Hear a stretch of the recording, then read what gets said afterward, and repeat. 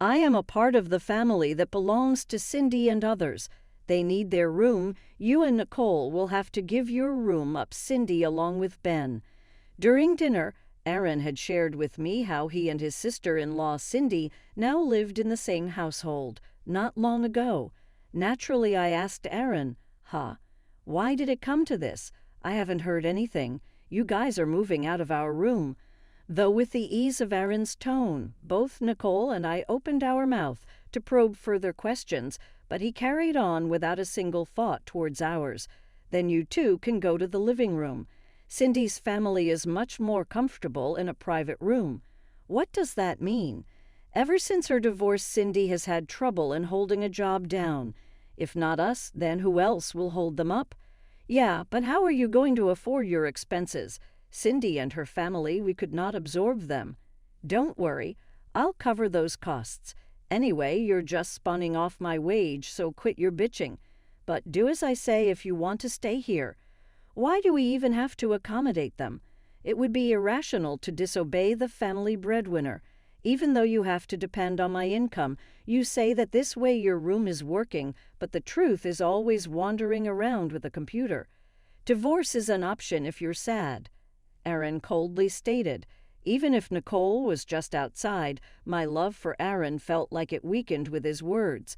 Concealing my disappointment, I said in as cool a tone to him. Alice replied, "Och, great, I have the room needed to be swept up by this coming Saturday." This is Jennifer, freelance web designer who works from home with my husband, Aaron, and our daughter, Nicole. Thanks to my Uncle Dan, we have a good 4-room high-rise apartment near the metro. Video, Jennifer, do you want to move in with me? It was Liv, but I tend to move around a lot due to my work. He suggested, since I am a free man, someone reliable to have there. Really? So your apartment is rather upscale, right? But a house that isn't used falls apart. I think my lovely niece and Ilsu could live there, too. I would be delighted. Thank you so much, Uncle. Your generous offer is very welcome. Side by side. Keep her safe, Aaron. He treated me like his own daughter, all along which he was extremely happy to see me married. We now reside there without a lease and maintain monthly payments that eclipse far below what the market price would allow us.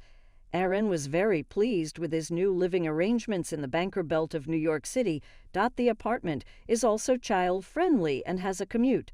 Just what he wanted. What if we make this room our bedroom and Nicole's room?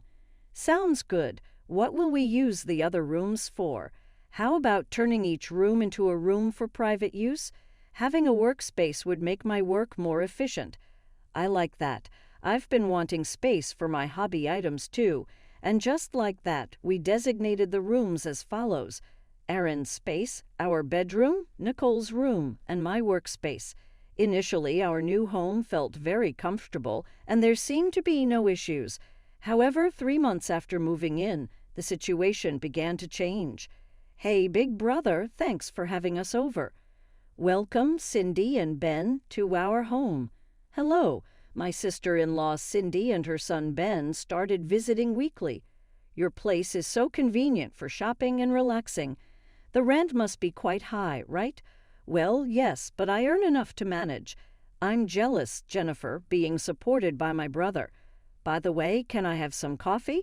Hurry up, will you? And Jennifer, I'm thirsty. Please give me some juice. Hurry up, Jennifer. Since Cindy and her family are here, don't lock yourself away. Hurry up and entertain them. You really lack consideration. I'll get it ready now. When Cindy and her family visited, Aaron insisted on hospitality without considering if I was busy with work. It seemed Cindy and her family didn't care about my burden and took the forced labor on me for granted. After they left, I quietly shared my feelings with Aaron. Hey, when Cindy and her family visit every week, it's hard for me to concentrate on work. It's not a big deal. Prioritize your family more. But they have their own family and they treat me like I'm just here to do housework. Cindy is going through a tough time after her divorce. She's raising a child on her own, so at least welcome her when she comes over. Don't be so narrow-minded. It's not like that. Plus, every time they come, I prepare special meals and buy things Ben wants. It's my money that I've earned, so you have no right to complain. Aaron yelled at me, turned his back, and left the room, eventually shutting himself out in the bedroom. Since then, Cindy has started visiting not only on weekends, but also on weekdays. Hello, just came by. You seem to have lots of time on your hands, Jennifer. I actually work from home. I'm busy during the weekdays, and weekends are full with household chores, so it would help if you could refrain from visiting too often. Oh, but this is my brother's house, right? I have the right to visit. Besides, your work is just sitting at the computer, isn't it? If you must visit, could you please give me a heads up? Unannounced visits require preparation on our part. My brother told me I could come any time I want. But anyway, I'm thirsty, so could you hurry up and get me something to drink? Since Cindy started coming over even on weekdays, I've been unable to concentrate on my work and was feeling at a loss. Thinking I have to do something about this, I started to avoid opening the door even when Cindy came.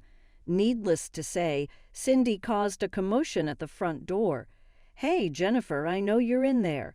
Stop pretending and just open the door. Please don't make a scene at the front door. It bothers the neighbors. You're the one at fault for not opening the door.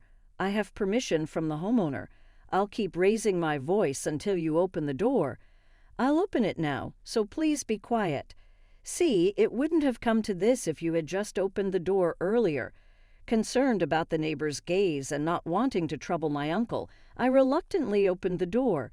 Days passed when all of a sudden Aaron said, "Just a heads up, Cindy and her family will be coming over next Saturday." What? I couldn't hide my confusion at Aaron's announcement, as he usually doesn't inform me about Cindy's family visits in advance. Clean up your workspace in Nicole's room, will you? Nicole, did you get that? Why do we need to clean up our rooms? I asked Aaron, naturally not being able to grasp the situation. We're going to live with Cindy and her family. They need their private space, so your room and Nicole's will be given to Cindy and Ben. Why? I haven't heard about this. Are we losing our rooms? Nicole and I pressed further, but Aaron continued without showing any consideration for our questions. You two should stay in the living room. It's better for Cindy and her family to relax in a private room without feeling obligated. What do you mean by that? Cindy has been struggling to find stable employment ever since her divorce. If we don't support them, who will? But what about living expenses? We can't afford to take in Cindy and her family. Don't worry, I'll cover those costs. Besides, you're living off the money I earn, so don't complain. If you want to stay here, do as I say. Why we have to make space for them? It's unreasonable to defy the family breadwinner. Despite the fact you have to rely on my income, you claim to be working in your room, but you're just playing on the computer. If you're unhappy, consider divorce.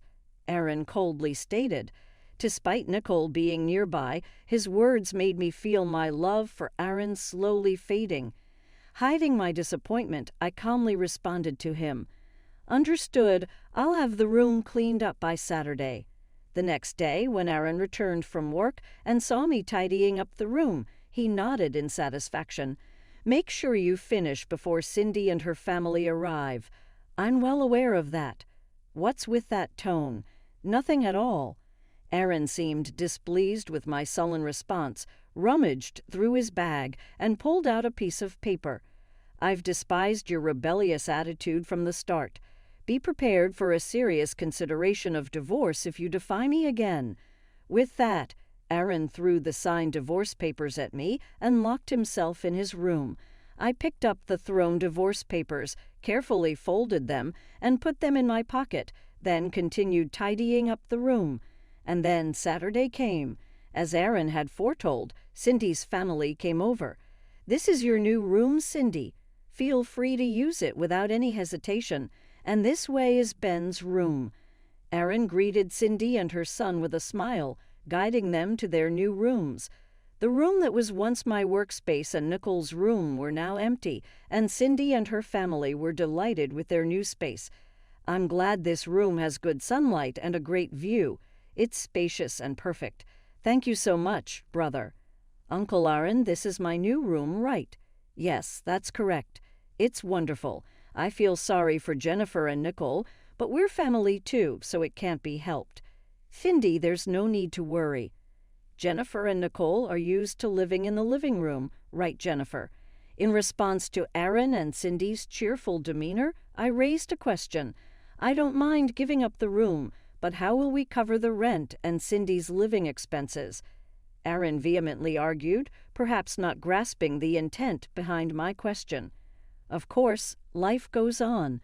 The additional expenses for Cindy and Ben are no problem. Why such a question? Hasn't our household been sustained by my income? Your minimal income makes little to no difference. My salary alone is enough to get by. Is that so? Well, it's irrelevant to us since we'll be leaving this room soon anyway. Be quiet. Why dampen the mood on such a joyful day? If you want to leave, feel free to do so. It'll be financially easier without you.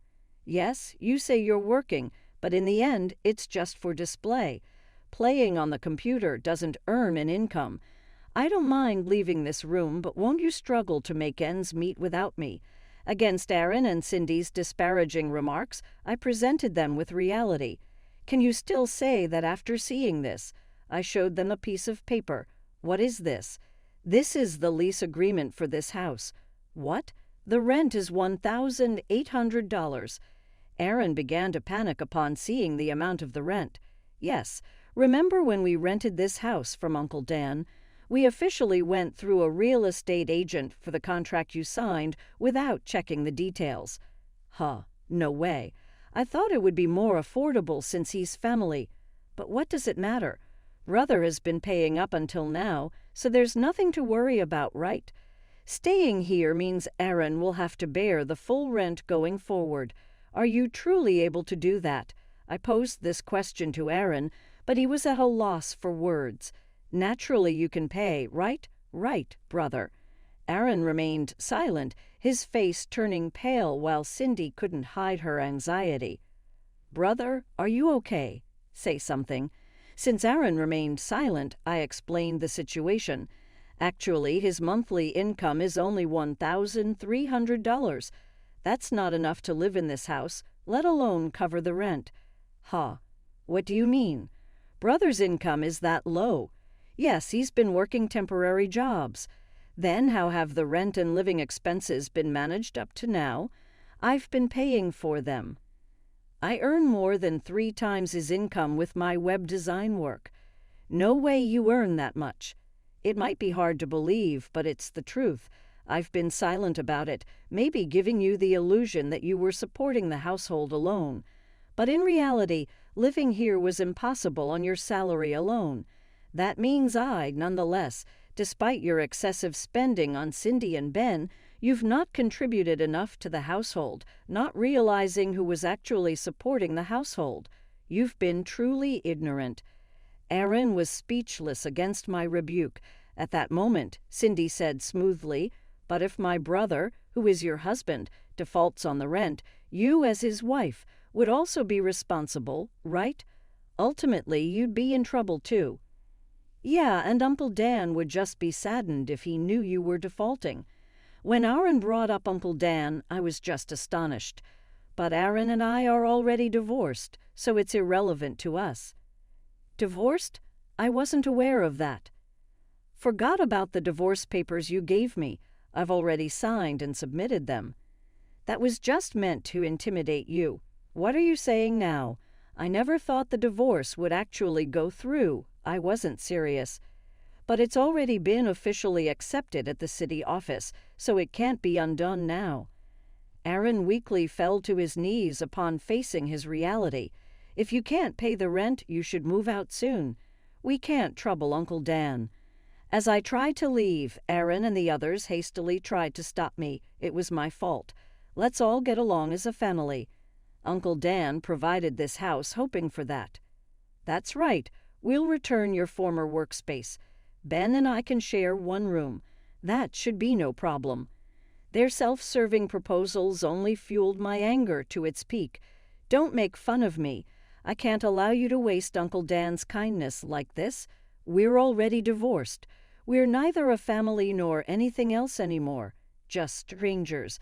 Leaving those words behind, I left the apartment. Later on, it seemed there was an attempt by Aaron and the others to stay in the apartment, but Uncle Dan decided to revert the rent to market price after hearing from me. I had significantly reduced the rent to less than half the market rate, thinking my niece's family would live there. If Jennifer and her family are no longer there, I'll revert the rent back to the original price. We can't afford to pay $4,000 a month. Brought back to reality by Uncle Dan, Aaron and the others were forced to leave the apartment and look for a new place to live in. Due to their income situation, they could only afford to live in an old one-room apartment, barely making ends meet.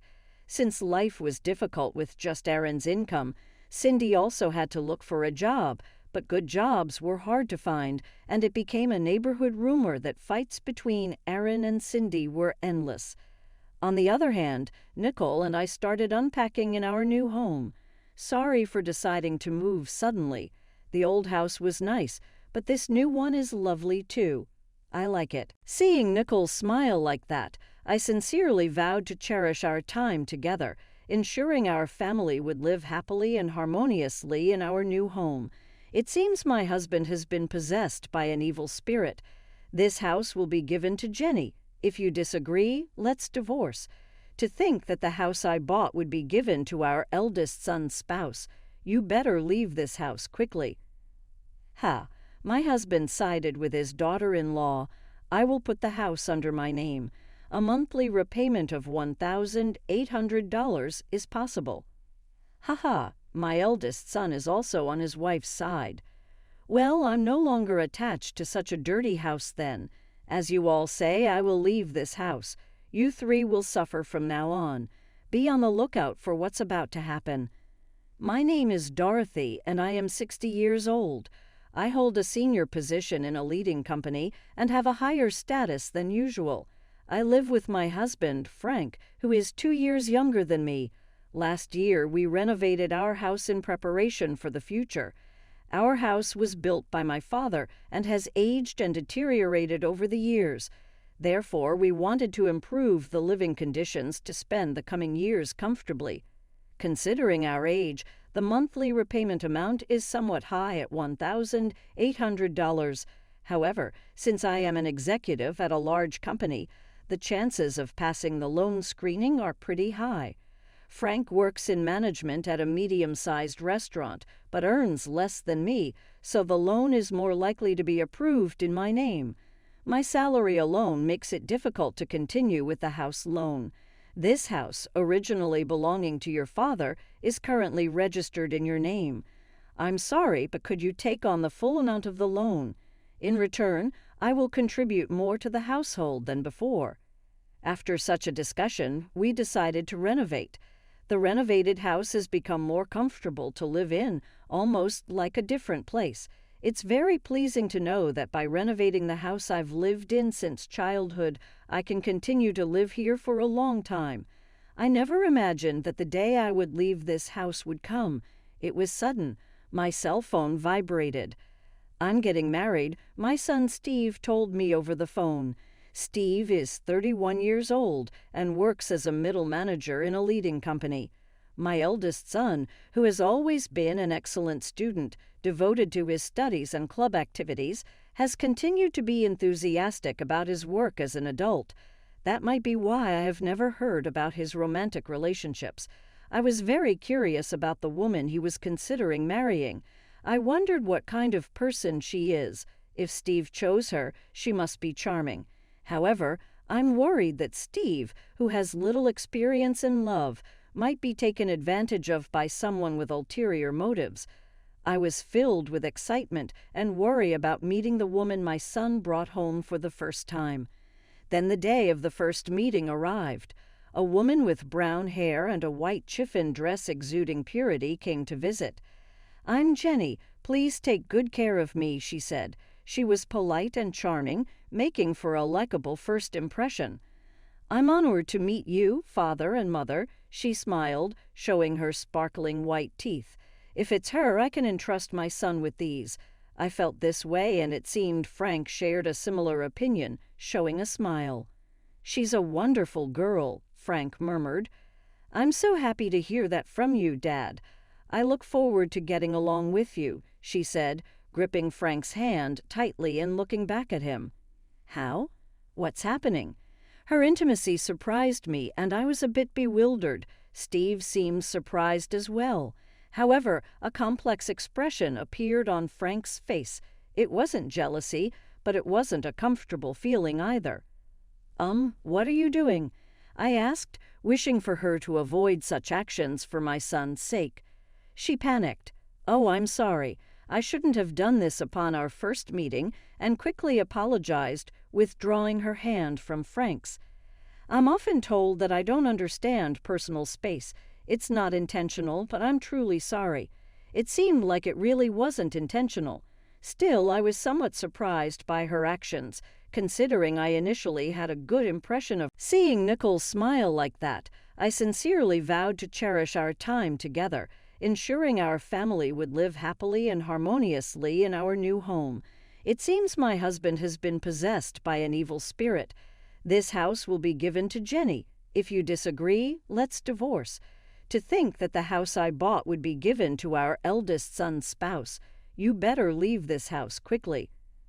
"Ha! My husband sided with his daughter-in-law. I will put the house under my name. A monthly repayment of $1,800 is possible." "Ha ha! My eldest son is also on his wife's side." "Well, I'm no longer attached to such a dirty house then. As you all say, I will." One day, half a year after they got married, when I returned from work, there were unfamiliar women's shoes at the entrance. Stepping into the living room, I found Jenny. "Oh, Mother, welcome back." The table was littered with empty cans and bottles of alcohol. It seemed they were enjoying some drinks. "What's this?" I wondered about the two of them having a party without Steve. I happened to meet Jenny on my way back from work. We talked about wanting to get closer, so we decided to drink together. But since it was before payday and money was tight, I suggested drinking at home. Why have a party at home? It would have been ideal if Steve also joined, and we all could have had fun together. I don't want to intrude on the newlyweds, but it would have been better if we gathered at Steve and Jenny's place. I tilted my head and answered, "Indeed, we could have done it at our house, but the beauty of this residence is exceptional, and our place is a bit messy right now." Jenny's speech was unclear. She was slurring her words, clearly quite drunk. Hearing her normally precise speech become lax under the influence of alcohol was unexpected. But what was the reason for enjoying the alcohol just between the two of them? "Why didn't you call Steve?" I found it unusual for a daughter-in-law to come to her in-law's house to drink, especially during the honeymoon phase. After seeing them together, I started to look for Steve. "Steve is currently busy with work and working late into the night. Because of that, I've been feeling very lonely," Jenny said, starting to cry. "It's okay, Jenny, you've done nothing wrong. The problem lies with Steve, who leaves you alone despite being newlyweds." Saying this, Frank gently stroked her head. "What, Father, what is this situation? I feel increasingly uncomfortable. Frank, Jenny is Steve's wife. It's wrong to do this, especially to Steve." I scolded Frank for his excessive behavior. "Oh, don't be so harsh on Father." Jenny stood up for Frank. "What?" I reflexively uttered in surprise, confused by her statement. I had a lot I wanted to say, but the day's fatigue made everything feel bothersome. "I'm going to take a bath. Please clean up after yourself," I said with a sigh and headed to the bathroom. Afterwards, I called Steve to explain the situation, and he replied that he would leave work and come to pick her up immediately. Jenny's behavior seemed very odd to me. However, the fact that Steve rushed over to get her showed me how deep his affection is towards her. But I couldn't shake off the feeling that their future domestic life might be somewhat troublesome. Reluctantly, I decided to give advice about their future life once Steve arrived. While lost in thought in the bathroom, quite some time had passed. returning to the living room with a somewhat dazed mind from the heat. Steve should have already picked up Jenny, but oddly, despite coming by car, they both seemed to be enjoying alcohol. "Steve, you came by car, right? Why are you drinking?" I asked, to which Steve, appearing drunk and cheerful, replied, "Actually, Jenny told me to drink, and it turned out we're staying over tonight. It's good news that my son is staying over. However, the unexpected accompaniment of his wife was somewhat concerning. The decision felt quite abrupt." "What?" I was inwardly astonished, but Steve had already drunk alcohol. "Hey, Mom can drive you. It's okay. I didn't want the daughter-in-law to stay over. Despite feeling tired, I offered to drive them home. However, Steve said, 'Come on, it's okay. You're tired too, right? Why don't you join us for a drink instead?' with an innocent smile." At that moment, I found myself speechless without any room for argument. At that instant, a feeling of discomfort sprouted within me. Suddenly, Jenny looked at me with a smirk, as if her smile harbored some conspiracy. Could it be? It seemed like she was laughing at my puzzled appearance. It's just my imagination, right? I truly hoped it was a misunderstanding. But in reality, her plan had already been set in motion at that point. The next day, Jenny apologized deeply for her missteps multiple times. "I am terribly sorry," she said before leaving, and I felt like peace had finally been restored, overwhelmed by fatigue. But when I returned home that day, Jenny was there again. Steve was nowhere to be seen. Disheartened by the previous day's events, there was a change in her demeanor.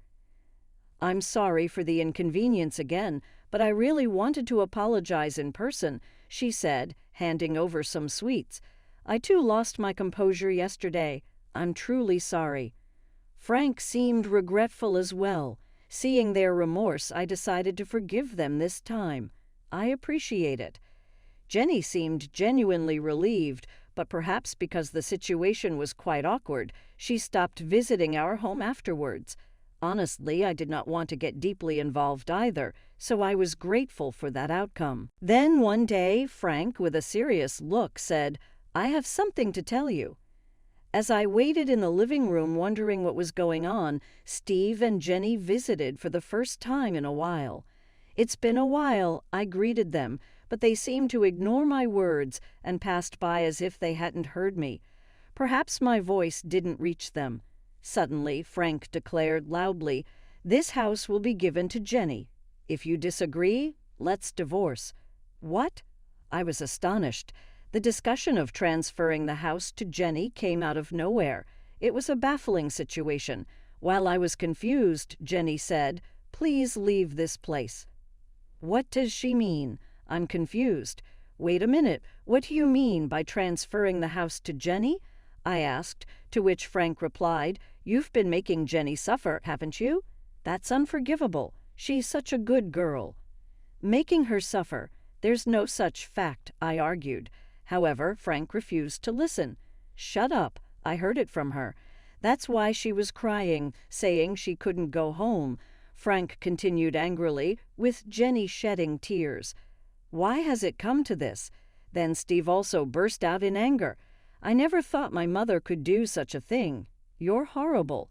The more I denied, the angrier they became, and Jenny's tears didn't stop. "That's why we're going to divorce.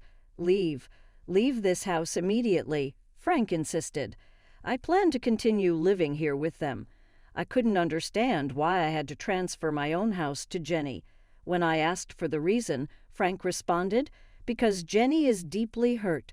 We could have sought compensation, but we thought of a better solution.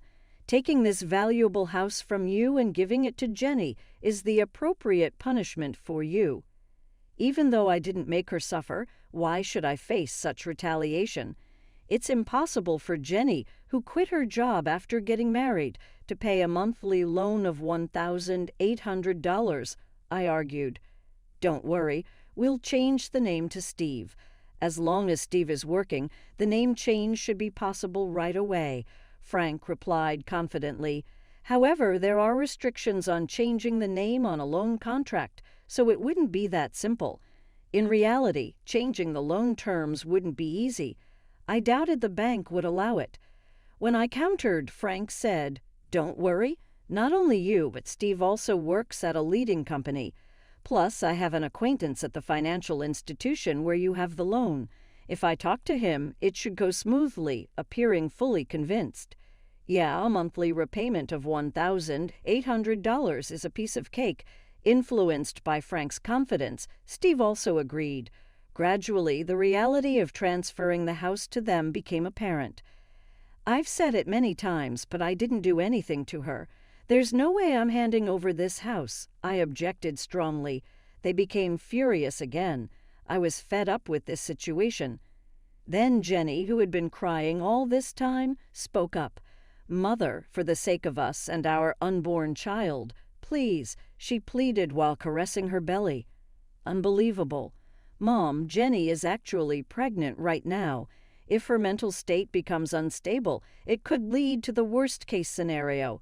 That's why I hope you can be a bit more lenient." Steve revealed the fact of her pregnancy. Indeed, stress during pregnancy should be avoided. However, being forced to transfer my home based on unfounded accusations is unacceptable. My heart was filled with turmoil. "I need some peace and quiet," I said, leaving the scene for the bedroom. Could I have unconsciously made Jenny suffer? I pondered while lying in bed. When I found a strand of brown hair on the bed, I wondered, what's this?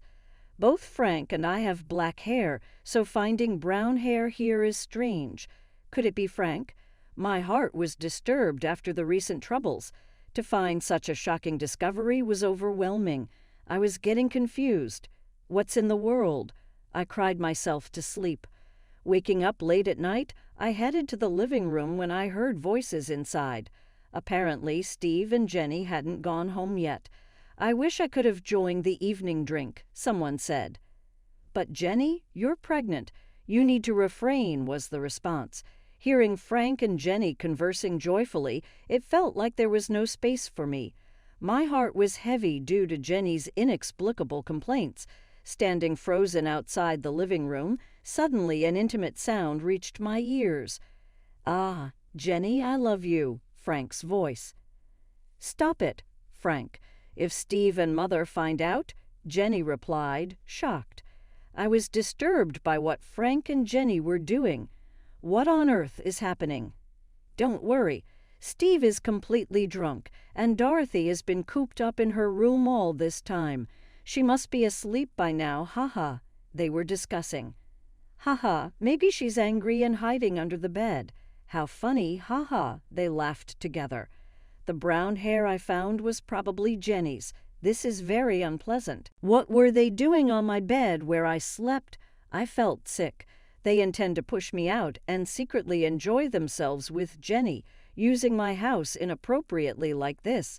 Fine, I'll leave this uncomfortable house behind. However, I won't forget this, I thought to myself.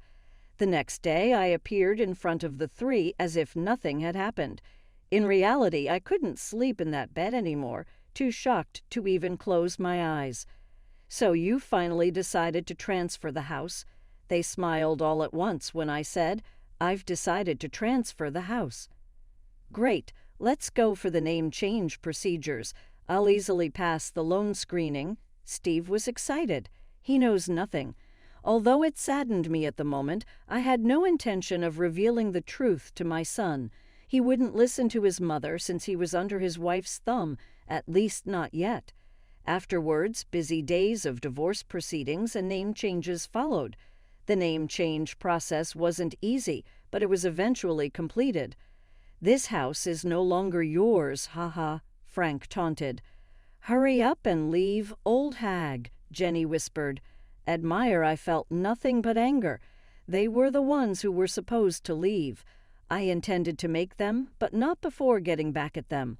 Letting go of the home I had lived in since I was born was painful, yet I could no longer feel attached to a place associated with infidelity.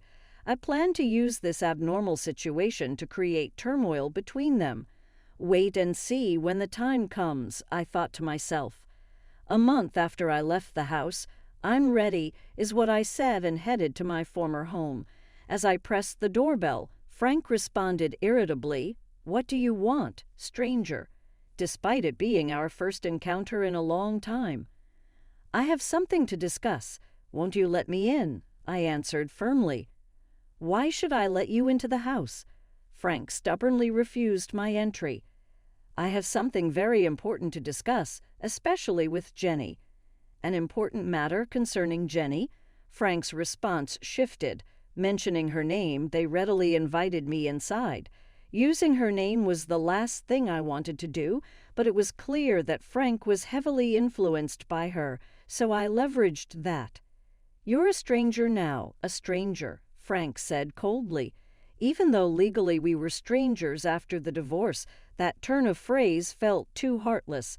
I was infuriated by Frank's reaction. "Why are you here now?" They became more guarded. "I want you to see this," I said, displaying some photographs. "What is this?" Their surprised voices filled the room. The photos were of Frank and Jenny on a date, captured by a detective I hired to follow them after our divorce, recording their moments together. "Wait, what is this?" Steve was unsettled. "So what? We're just daughter-in-law and father-in-law with a good relationship, nothing more, right? Why would you take such meaningless photos? What do you want?" They insisted they were just close. "Really? Then what about this?" I pulled out my smartphone and played a certain audio. "I've always liked Jenny. Keep your voice down, or Steve, and my mother-in-law will hear." Their voices and inappropriate sounds were recorded. "What's this?" Frank asked, panicking. On the day I discovered their relationship, I had secretly recorded their conversation. "You're just misunderstanding," Frank desperately tried to explain. "Misunderstanding? This is clearly a problem." Steve erupted in anger. Jenny just looked down. I pressed further. "Let me ask you whose child is in your belly.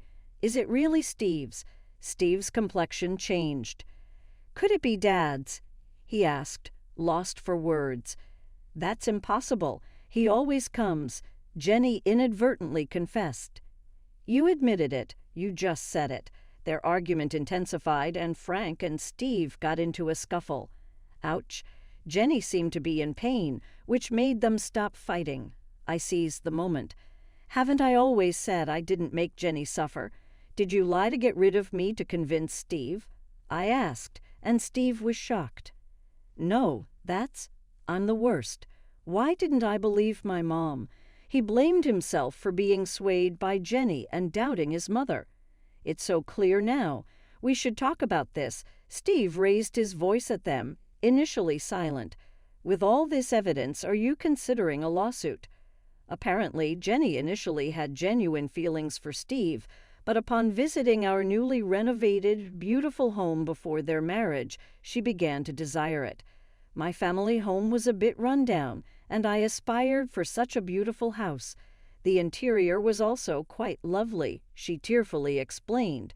Wanting the house, she decided to get closer to Frank, using opportunities when he returned from work to drink without Steve.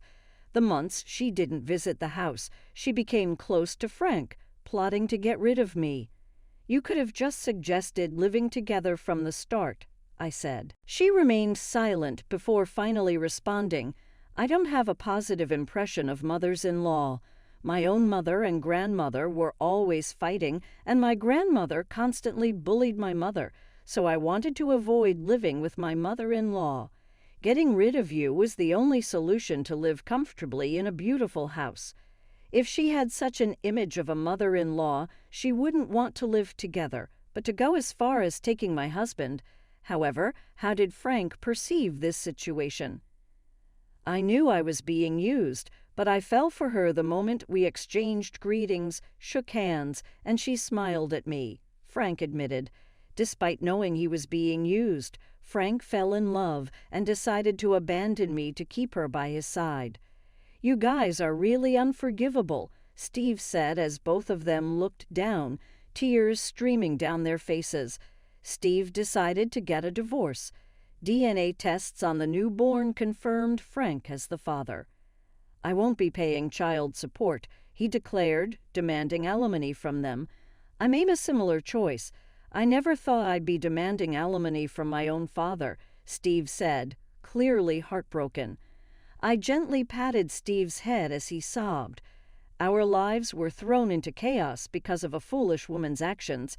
However, the life that got thrown into chaos the most was her own, which she would regret forever. My prediction was spot on. 2 years later, she chose to continue living with Frank in a de facto marital relationship, claiming it was for the child's sake. To work and raise her child, she had to leave her newborn at daycare. "Today, Grandpa, Dad came to pick you up, huh?" She seemed to attract attention from other mothers at the daycare. While the children played well together, she felt lonely, not being able to make any mom friends. Also, when she arrived home and told her parents about divorcing and Frank, let's say they were not happy. Now she is alienated from them. Her poor decisions were all her fault. And that house is still Steve's home. I feel tempted to sell it, but that would be too cruel on Mom.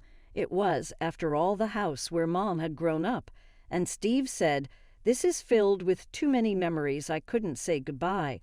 The house grossed him out, and he thought about selling it, but couldn't sell because guilt. Maybe from me, I kept telling everyone how much the house disgusted me. He also hired people to clean the house and got rid of everything Frank or, except for that head case she was with, Jenny. "Excuse me," said Steve, referring to them being in difficulty because of Jenny, "but I've affected you, Mum. You might not forgive me, but come and let us go out somewhere, even the house, to visit you, and from now on I promise that your son will be obedient." With good faith, he handed tickets to travel like a gesture of peace. Steve has shown deep remorse. I cannot say that I forgive him yet, but my goal is to heal our relationship.